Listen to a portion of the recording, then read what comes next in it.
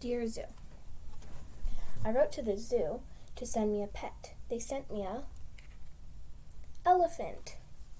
He was too big. I sent him back. So they sent me a giraffe. He was too tall, so I sent him back. So they sent me a lion. He was too fierce, so I sent him back. So they sent me a camel. He was too grumpy, so I sent him back. So they sent me a snake. He was too scary, so I sent him back. So they sent me a monkey. He was too naughty, so I sent him back. So they sent me a frog.